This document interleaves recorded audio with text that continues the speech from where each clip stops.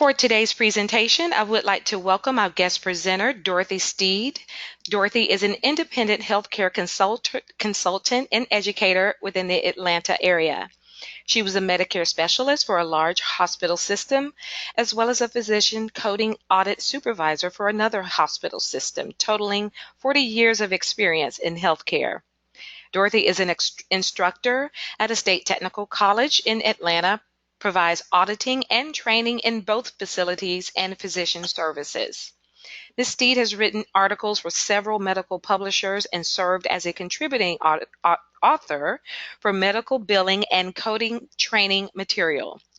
She writes online courses and is credentialed in medical coding, clinical documentation improvement, medical billing, medical auditing, utilization management, healthcare compliance, and patient accounts. So without further delay, I'll hand the call over to today's presenter. Dorothy, please go ahead. Hello, everyone, and thank you for joining this webinar today about Medicare conditional payments. It is an area that seems to be very problematic. However, it is one that I have dealt with a number of times over the years. So I've decided to develop this information today to give you some direction about where you need to go. As we have just heard from Nikki, this is my bio on this screen that you see here. I will have contact information at the final presentation slide should you need to contact me further. But the underlying issue here is that when a Medicare patient presents with injuries, it is absolutely critical that the staff establish the circumstances of the injury. What this whole scope is about is that certain steps must be taken at strategic times. If those times are missed or delayed, it only delays your money, or it may just be a matter where you cannot be paid at all. So I wanted to, first of all, state that how you operationalize this will be up to the individual entity. What works well for one facility may not work that well for someone else. But beginning with the Medicare Secondary Questionnaire, that document is designed to capture information that one will need to be able to support a Medicare conditional payment. Different people handle this in different ways, but it seems to work better when the admission personnel actually poses the question to the patient and captures that information. If using a paper document where people are just asked to fill this out, often they leave information unanswered, or they may just put don't know or something like that. That's not going to be helpful when you try to support the rationale to get your conditional payment. So when a patient presents, whether it is in a hospital or a physician office, the fundamentals are really the same. There must be a determination about how the injury occurred and whether or not there's likelihood to be a third-party liability. So this is your time to get the most optimal information when the patient is actually present. Missing this opportunity will mean that you have to try to obtain it after the fact, which is more time consuming, probably not as accurate as you might get when the patient is right there in person. So the first one area that we're going to look at is potential workman's compensation. This patient indicates a job-related injury. At this time, they should have some accompanying documentation from their employer that indicates that this is a workman's compensation situation, and also with some appropriate billing information. Now, if the patient is not responsive, they are otherwise incapacitated, there's other means that you may get this information. One of the fundamental resources is if the patient has been brought in by medical transport, they will have a document that they will submit to your team that is receiving the patient. And on that document will show where they picked this patient up. So if the patient just comes in by private automobile, not brought by a medical transport team, and you're unable to get that information at that particular time, then that should be treated as a self-pay patient until complete information is obtained. They should never be registered as a Medicare primary patient until verification of possible work-related liability. So it's important to keep in mind that this is not a Medicare issue until proven otherwise. And I will go over with you a little bit later in the presentation about how the payer will react to that submission of information. It is the patient's responsibility to report injuries to his or her employer for completion of the first injury report. In my early days of working in this industry, I worked in emergency medicine at a very large medical center. And often you had patients that presented stating that it was a job-related injury, but they had no documentation or other information that could support that. You want to be very alert to patients that present evenings, weekends, holidays, claiming potential workman's compensation, but have nothing to support that, and particularly if the injury has not immediately occurred. So the patient should be informed at that time that they will have to be registered as a self-pay patient pending your verification from the employer that it is in fact workman's compensation. And I have known of situations where the employer actually denied workman's compensation liability for various reasons. So do not assume that it is a job-related injury until you have verification from that employer. Now, looking back at the medical transport option, on that trip sheet, you will find valuable information that is going to give you some direction about where you go from here. So on that sheet, it will show where the patient was picked up, at what site. If there is a reason to have law enforcement involved, which there would be in motor vehicle accidents, you need to know these items. Which law enforcement agency is investigating this event? Who dispatched that ambulance to the scene? You will need this contact information to possibly contact that agency and get information about the liable party. I worked in an area that was in a tri-state area. We were 20 miles to one state line, 15 to another. So it being a major medical center, we had transport teams coming from those adjoining states, and if the patient was critical, there would often be an escort by a law enforcement agency as they crossed the state lines transporting that patient. That law enforcement representative that provided the escort will also have information about this patient and where they brought them from. So utilize every resource that you have as you put together your agenda for requesting the Medicare conditional payment. The treating provider should clearly document in the patient's presenting problems. They will show the history and physical, and this is where you will get other valuable information that will include the context in which the injury occurred, the severity of the problems, any associated signs and symptoms, the duration of the symptoms, and any other information deemed pertinent by the treating provider.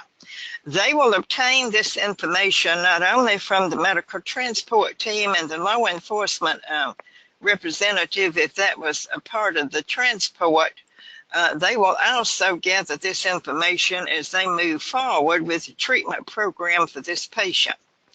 So certain documentation will be required to support the services billed.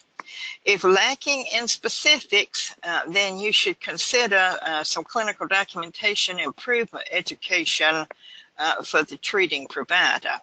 It is going to be very important as you approach Medicare for conditional payment that you be able to support this information.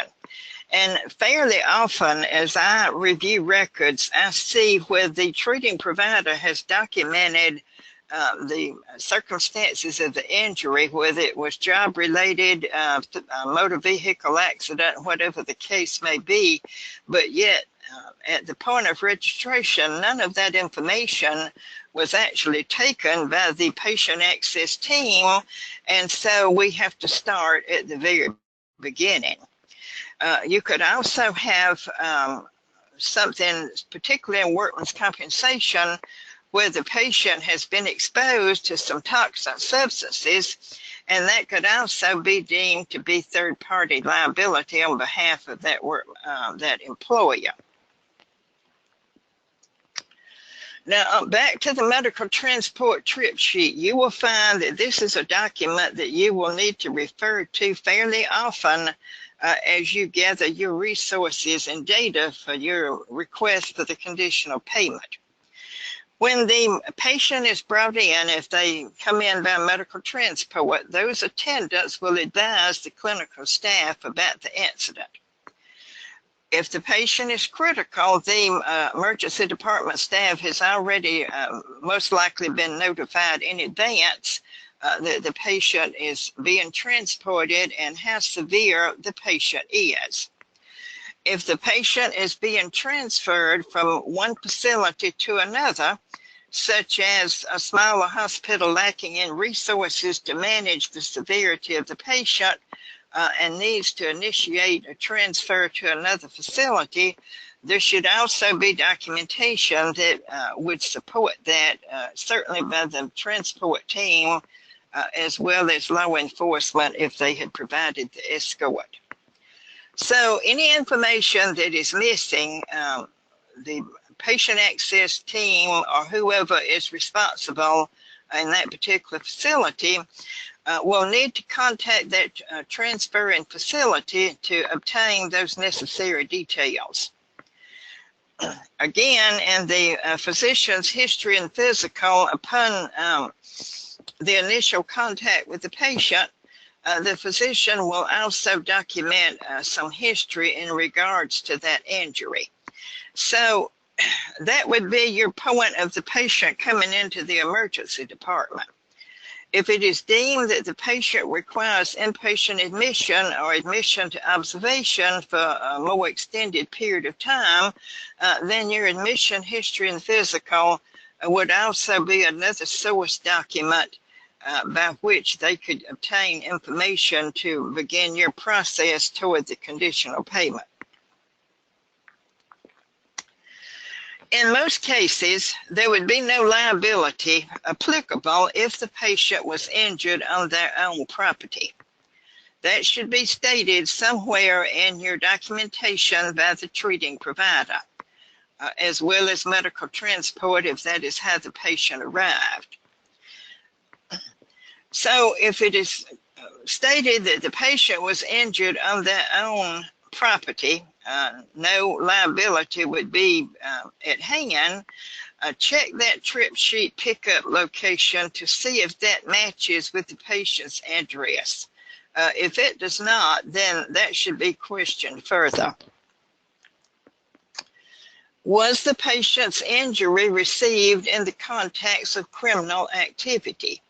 If so, that should also be somewhere in your documentation in another circumstance where it's highly unlikely that any liability could be pursued. So refer any documentation by the physician in regards to the context of the injury. Another area would be slip and fall on property belonging to other parties. Now, clearly, in this particular case, you most likely will have third-party liability, and you will need to obtain information about the event and the location of the site where the slip and fall occurred. Contact the management of that location for liability information and billing instructions. Now, the patient should have reported any injury to the management of that site. I have had some patients to claim that they did not report that to anyone. However, we found later that they actually had. So find out who they spoke with and contact that entity. Again, you may have a patient that is working as a volunteer for some entity with no liability coverage. I have seen this happen with a small rurally located church where a patient was injured, but they had no liability coverage, and we had to obtain a statement from administration of that church that they had no liability coverage for that event. But at any rate, you will, in the end, you will need to show proof of this in order to support your request for the conditional payment. If the patient is unresponsive or otherwise unable to give any reliable information, obtain as much as possible from your source documents. You have several that you would be able to get at least some information from. If the patient requires immediate admission to surgery for survival or stabilization, for that particular time, you may need to leave them as self-pay until that information can be obtained, or until family members arrive and you can obtain more detailed information from that resource. So if it is potentially third-party liability, it is incumbent upon you to advise the patient and family of the primary status requirements. Medicare is very clear about their requirements in these sorts of circumstances, and failure to abide by those is very likely to jeopardize your ability to receive any payment from that source. So advise the patient very quickly how you must progress toward supporting your information. You will encounter some patients who refuse liability information. The underlying reason is generally that they hope to receive some type of personal settlement and allow Medicare to pay this claim.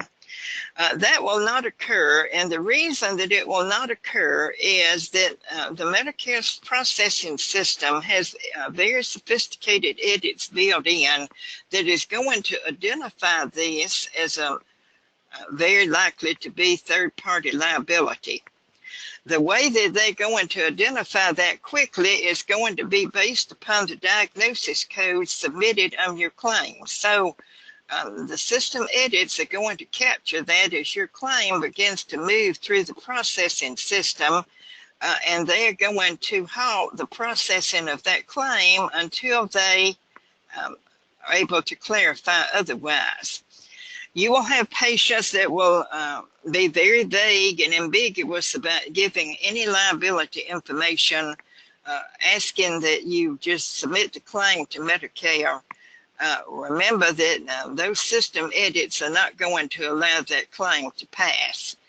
You need to stick to your initial information to the patient that it will have to be self-pay until you can get supporting information regarding that injury. So who is the auto carrier? Where are they employed?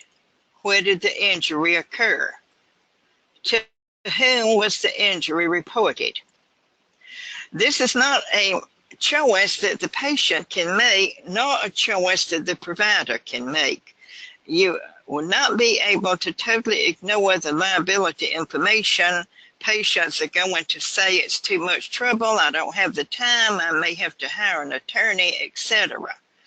The end is that Medicare will identify this claim as a potential liability based upon the codes reported, and they are not going to allow it to progress through that processing system.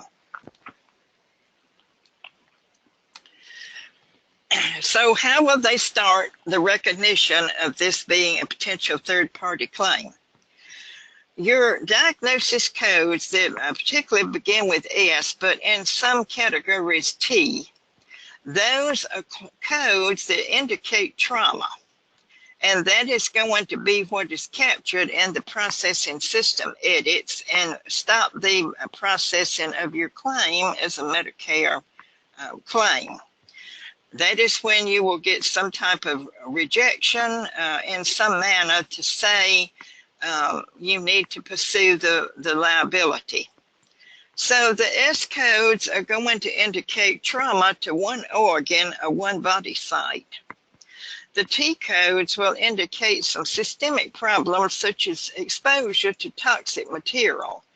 The T codes may or may not be third-party liability, but the S codes are certainly going to be captured in those system edits requiring the provider to further develop that potential liability. So looking at this, this is going to be your final checkpoint to protect your reimbursement. If the claim reaches the biller's queue with these trauma-related codes, and Medicare listed as the primary payer, that claim should not be released through your processing clearinghouse. They are going to reject as soon as that system edits that the payer recognizes the S codes and potentially the T as well.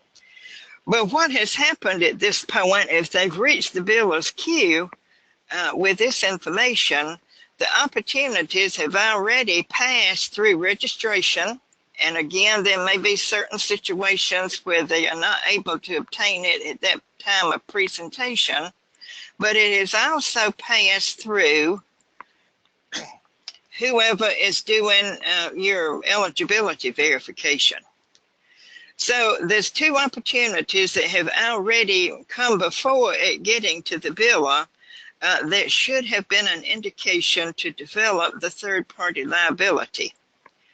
But certainly if the claim happens to reach the biller's queue with these trauma-related codes and showing Medicare to be the primary payer, it is going to error when it reaches the payer. If your billers are not coders, they should still be able to recognize these S codes and T codes and not release the claim until verification of facts. Doing so will be a waste of time and will jeopardize your ability to obtain payment. So at this point, we've had two previous opportunities through registration and through eligibility functions before it would ever reach the payer. So the biller. So this would be your final opportunity to clarify this information before the claim is released.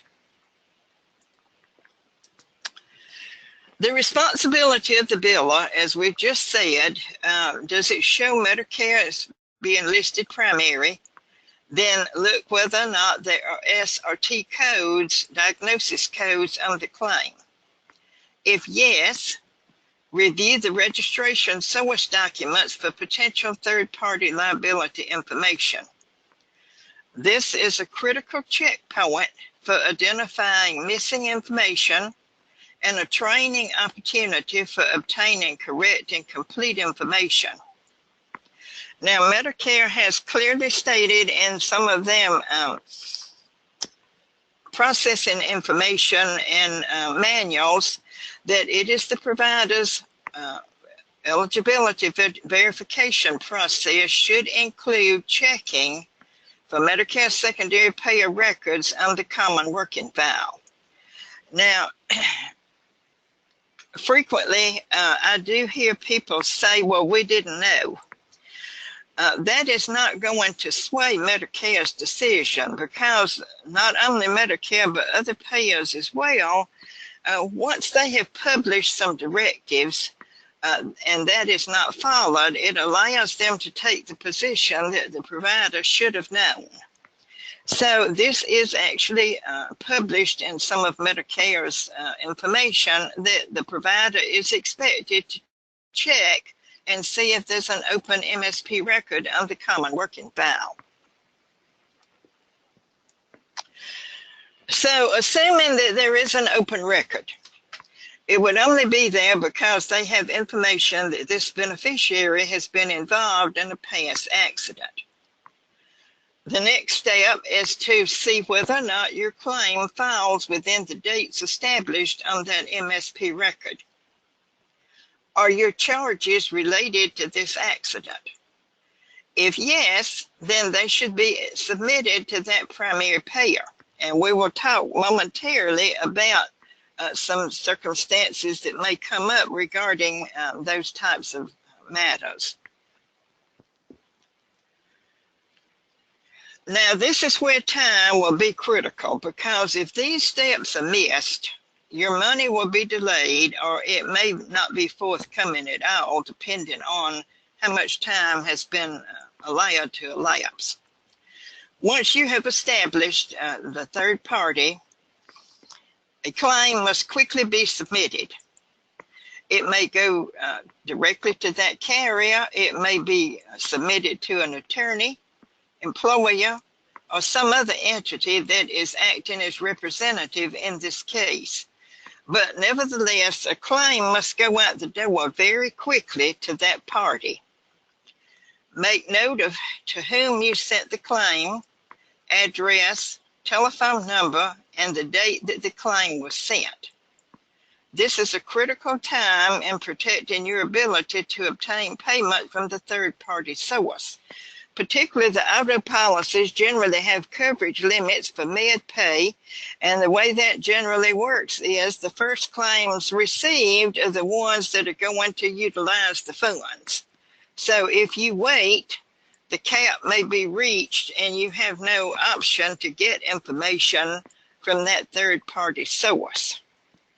So do not miss your opportunity to be included in those benefits, keeping in mind that the first claims in are going to get the money until it reaches the cap.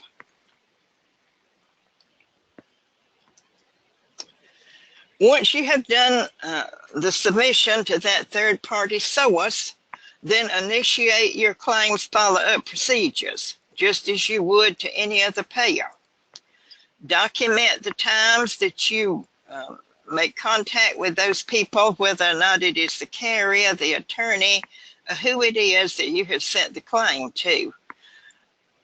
Now, don't be swayed by a patient saying, just send me the claim, I will turn it in. You have no guarantee that they will do that, particularly if they are hoping to get a private settlement. And secondly, time is passing. You need your claim quickly to that source so you can be included in those payments that will go out until the cap is reached. Obtain documentation of any liability denial, exhausted benefits, or other evidence of liability dispute. Now, if they state on the phone that the benefits are exhausted, or that the coverage has been terminated, or other reasons that they may be denying liability, get that information in writing, and also document to whom you spoke in regards to that statement.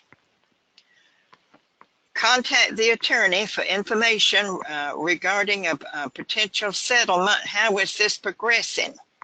Document your date of contact, including the details of the discussion.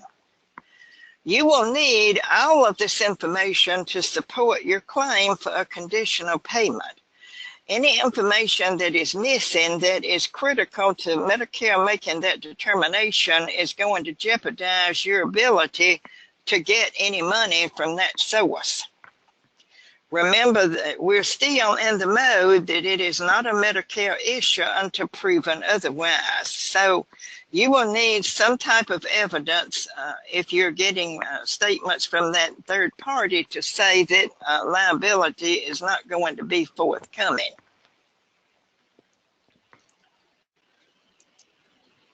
So there's liability insurance, no-fault insurance, or workman's compensation cases.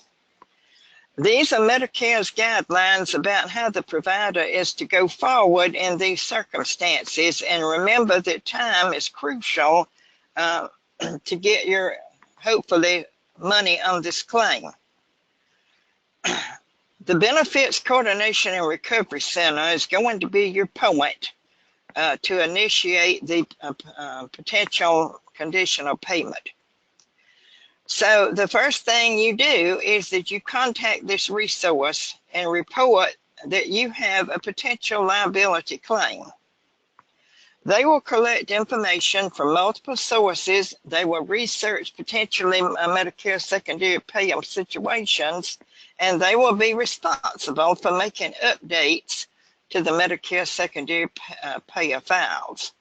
So always contact this entity whenever you have a potential liability, no fault, or workman's compensation claim.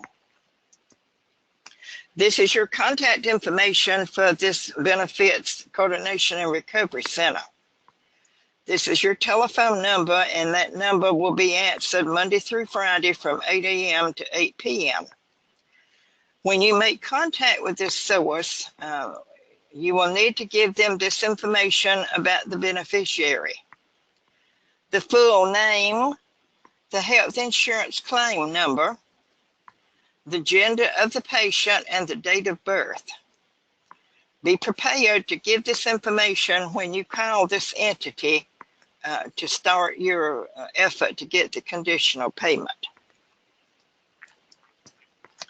In regards to the case, be prepared to give them the date of the injury or accident, or first exposure if it was exposure to some toxic material, whether it is respiratory or ingestion. Describe the alleged injury, illness, or harm to the patient. State the type of claim you have. Is it liability? Is it no fault? Is it workman's compensation?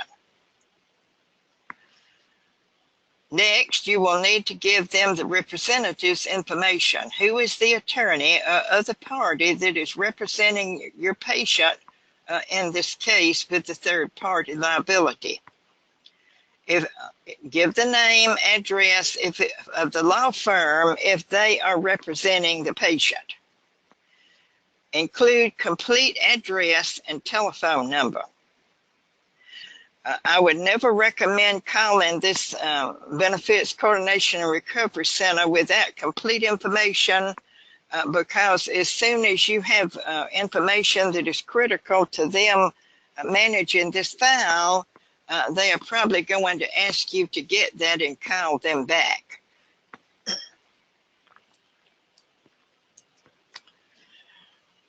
So, Medicare has published this information that no conditional payments will be made unless the Medicare secondary payer record is on the common working file. So do not delay reporting your information to this source.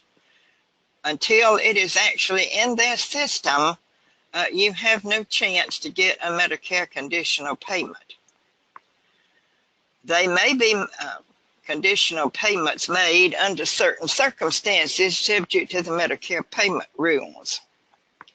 Conditional payments are made subject to repayment when primary plan makes the payment. Now, what is meant by this is that often these third-party matters, particularly if it's involving a motor vehicle accident, will wind up in litigation. There will be a very lengthy period of time that will pass before the case is settled, possibly even into several years. And the Medicare conditional payment structure is there to assist providers in getting some money to operate on in the interim. So what will happen is that if Medicare decides to make the conditional payment based upon the provider giving complete information to the Benefits Coordination and Recovery Center, they will put that third party on notice that they are making a conditional payment, And if and when settlement is reached, they would be liable to reimburse the Medicare program for the conditional payments already made. So any time that is allowed to elapse when you don't have complete information and you haven't reported this to the Benefits Coordination and Recovery Center simply means that you're delaying the potential time to get money. Now, when will they make a conditional payment? So the steps that must be taken, as I already mentioned, that the claim must be submitted to some liability source, whether or not it is the payer, whether or not it is an attorney, some source that will represent this patient in this third-party matter. There is an expectation that payment will be recovered, so there's a hope that settlement will be obtained when the payer's status or liability settlements are resolved. You do not expect payment to be received promptly. Now, this is going to be critical as you do your claims follow-up with this third-party source, that you continue to ask about the status of this claim, whether or not they expect to reach settlement. Is it being disputed? Is it still undecided by the courts, etc.? Because there is a 120-day stipulation. So this means that for a minimum of 120 days, you would not be able to expect a conditional payment from Medicare. So you do expect eventually them to settle, or the attorney does, but there is no payment expected within 120 days. So beginning at the time that you have submitted the claim to the third party, and 120 days have passed and there's no money received, there's no evidence that you're going to receive it in the near future, then you will need to do the following. There will be a date that you've already established as 120 days.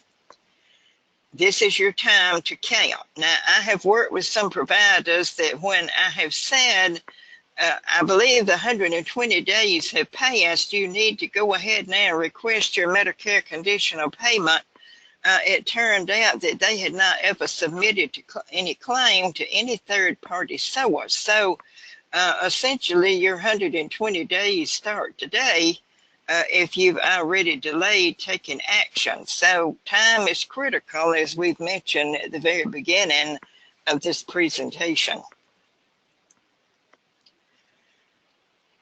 So if you're a facility billing under UB and you have determined that there's no liability in existence based upon whether or not it occurred on the patient's property, or your third-party source has denied any liability, and you have this evidence in writing, then you put on your claim occurrence code 05. So the patient tells you that they were on their own property, they had an injury of some sort, there's no liability that could be pursued in that matter, then you're going to go ahead and submit your claim showing occurrence code 05 and the date of this injury.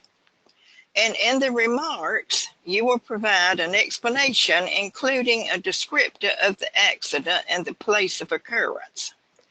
So with the electronic claims that we deal with today, these edits are going to be critical. They are entered by your billing staff appropriately to the claim. So no liability, occurrence code 05, the date of the accident, and in remarks, provide a brief explanation about the accident and the place of occurrence. If the patient is a crime victim, they've been subject to some sort of assault action or whatever, then you may also indicate with occurrence code 06 and the date of that occurrence. So the 06 is going to indicate to Medicare that the patient received these injuries based upon being a crime victim. If you're submitting professional services under 1500, then of course you have no way to report the occurrence code of 05, but in the remarks you still need to provide an explanation including the description of the accident and the place of occurrence. Now, collect this documentation and be prepared to provide that if requested. You do not need to send it initially, but be prepared to show that if requested. Your Benefits Coordination and Recovery Center may very well ask you to support that, particularly if the patient has indicated some conflicting information. Very likely they are going to contact the patient and ask for verification of certain facts that's been reported by the provider. So collect your data and be prepared to submit that if requested.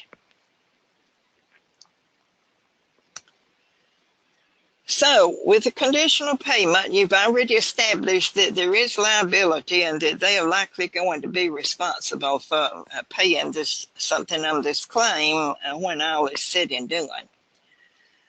You do not expect that, though, to occur within 120 days, and this is going to be supported by documentation from the attorney handling the case or directly from the liability payer, generally because it is in litigation status. So now 120 days have passed from the time that claim was submitted to the liability source. If you're billing on the UB, do not report value code 44 if no money has been received. The way you're going to show it on the claim is that you list your liability payer as primary, so that is your insurer A, and show Medicare as secondary as insurer B. So the payer, liability payer that you know it to be, or the attorney, if you don't have that information, is going to be listed as primary. Medicare is secondary. Do not remove that liability information from the claim just because you haven't received any money. And do not show value code 44 if no money has been received. Now, further facility claim edits. On the liability claim, you're going to show value code 47 if it is a liability claim. Show 0 payment and report occurrence code 24. This will be the date the insurance denied or the last date that you made contact with that payer. What you do not want to happen is to show some contact date weeks ago and now all of a sudden you are expecting Medicare to make a conditional payment. They will be looking at this effort that you've made to gather information from that third-party source. If your claim is a workman's compensation claim, then you're going to show value code 15, indicate 0 payment, and again report occurrence code 24 with the applicable dates, whether or not it's denial from the liability source or whether or not it is the date that you last made contact with them. If it is a no-fault claim, then you will report value code 14, 0 payment, occurrence code 01, showing the date of the motor vehicle accident. And if it is a no-fault situation, show occurrence code 02 instead of 01 with the date of the occurrence. And then show occurrence code 24 in both cases. Always 24 is going to indicate either the time that you received a denial or the last date you made contact. If you're reporting for professional services, report this applicable information in the remarks. Just would be no need to show these codes that would go on the UB, but you still need to show the applicable information in your remarks. And again, be prepared to submit your supporting information if requested.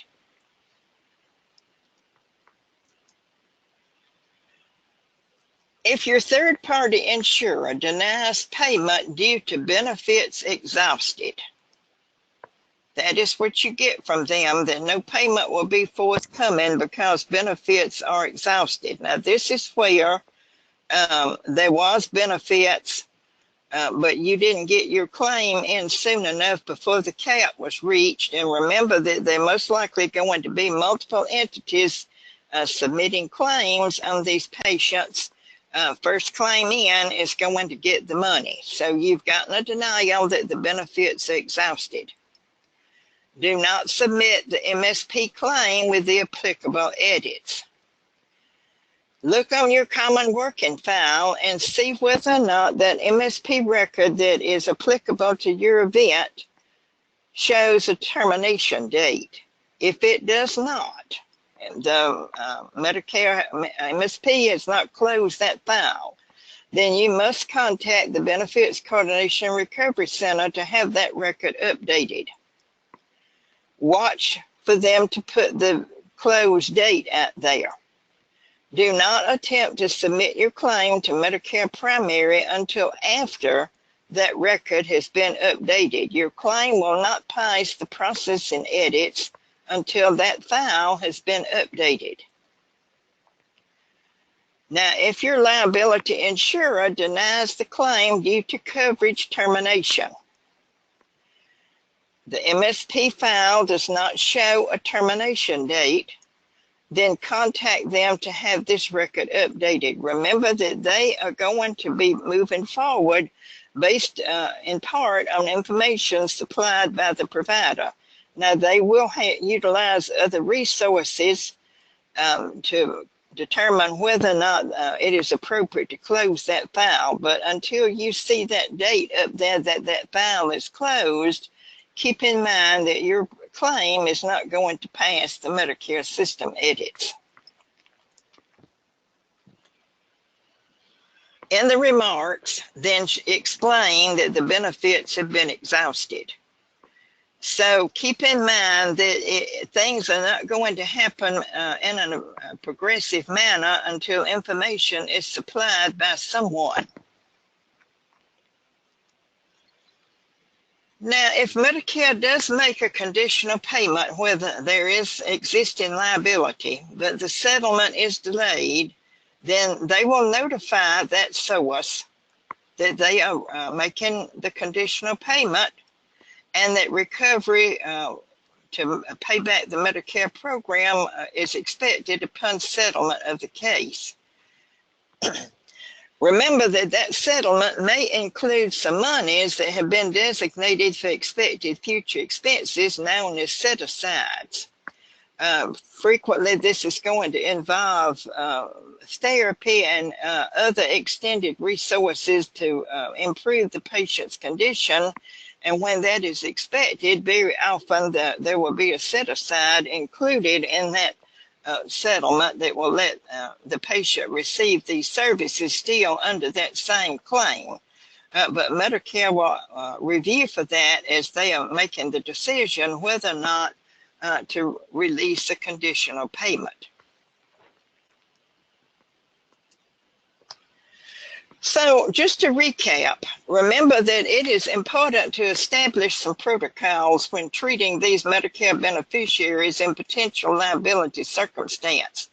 Today, even when I am doing contract work or consulting work with providers, I frequently see where a patient has been treated for an injury. It may even say that they were involved in a motor vehicle accident, but yet there's no information anywhere obtained by patient access in regards to that. They simply have Medicare on there as your primary payer, and I know immediately that this claim is not going to pass those system edits.